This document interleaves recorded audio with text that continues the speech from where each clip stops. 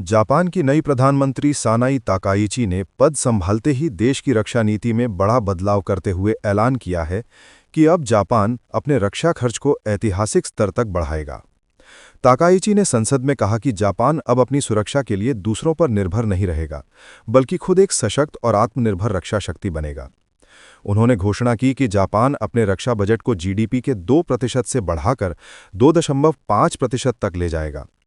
ये कदम द्वितीय विश्व युद्ध के बाद जापान के इतिहास में सबसे बड़ा रक्षा निवेश साबित होगा। ताकाइची ने कहा कि एशिया में बदलते हालातों को देखते हुए जापान को अपनी सीमाओं, तकनीक और समुद्री सुरक्षा पर ज्यादा ध्यान देना होगा। उन्होंने चीन और उत्तर कोरिया के बढ़ते मिसाइल और परमाणु खतरों पर अप्रत्यक्ष निशाना साधते हुए कहा कि अब समय आ गया है जब जापान को केवल शब्दों से नहीं बल्कि सामरिक शक्ति से जवाब देना होगा। इसके साथ ही उन्होंने भारत, अमेरिका और ऑस्ट्रेलिया के साथ मिलकर क्वाड गठबंधन यानी कि क्वाड को और मजबूत बनाने की घोषणा की। ताकाइची ने कहा कि भारत जापान साझेदारी इंडो पैसिफिक की स्थिरता की नींव है। जब तक भारत और जापान साथ खड़े हैं, तब तक कोई भी शक्ति इस क्षेत्र की शांति को भंग नहीं कर सकती। उनके इस बयान को भारत जापान संबंधों में एक नए युग की शुरुआत माना जा रहा है। नई प्रधानमंत्री ने यह भी स्पष्ट किया कि जापान अब अपनी सेल्फ डिफेंस फोर्सेस यानी कि एसडीएफ को आधुनिकतम तकनीक, लंबी दूरी के मिसाइलों, ड्रोन सिस्टम्स और साइबर डिफेंस नेटवर्क से लैस करेगा। इसके लिए जापान आने वाले वर्षों में अमेरिका और भारत से उन्नत रक्षा तकनीक और समुद्री निगरानी प्रणाली हासिल करने की योजना बना रहा है। भारत के साथ जापान की साझेदारी पहले से ही मजबूत है। जापान भारत में bullet train, smart city projects और ग्रीन एनर्जी सेक्टर में निवेश कर रहा है। अब ताकाइची सरकार इस रिश्ते को रक्षा सहयोग और सामरिक साझेदारी के स्तर तक ले जाने पर जोर दी रही है। विशेषज्ञों के अनुसार ताकाइची के सत्ता में आने से जापान की विदेश नीति में शांति से शक्ति की ओर का बड़ा परिवर्तन आया है। वो मानती हैं कि शांति केवल तब टिकाऊ है जब उसके पीछे सामरिक शक्ति हो। इसी दृष्टिकोण से उन्होंने स्ट्रॉन्ग जापान, सिक्योर एशिया नामक नया नारा दिया है, जो एशिया में जापान की नई भूमिका को दर्शाता है। उन्होंने क्वाड देशों यानी कि भारत, जापान, अमेरिका और ऑस्ट्रेलिया के बीच गहरी सामरिक साझेदारी पर भी जोर दिया। उन्होंने कहा कि क्वाड केवल एक मंच नहीं बल्कि लोकतांत्रिक देशों की साझा ढाल है, जो किसी भी आक्रामक शक्ति के खिलाफ खड़ी रहेगी। ताकाइची की नीतियां साफ संकेत देती हैं कि जापान अब चीन की बढ़ती सैन्य गतिविधियों से चिंतित है।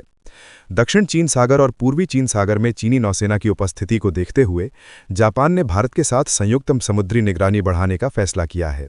आने वाले महीनों में भारत और जापान के बीच जिमेक्स का अगला चरण होने जा रहा है, जिसमें दोनों देशों की नौसेनाएं अद्यतन युद्धाभ्यास करेंगी। भारतीय विदेश मंत्रालय ने ताकाइची के इस रुख का स्वागत किया है। भारत ने कहा कि जापान के साथ हमारा संबंध सिर्फ रणनीतिक नहीं बल्कि साझा डेमोक्रेटिक मूल्यों और आर्थिक सहयोग पर आधारित है।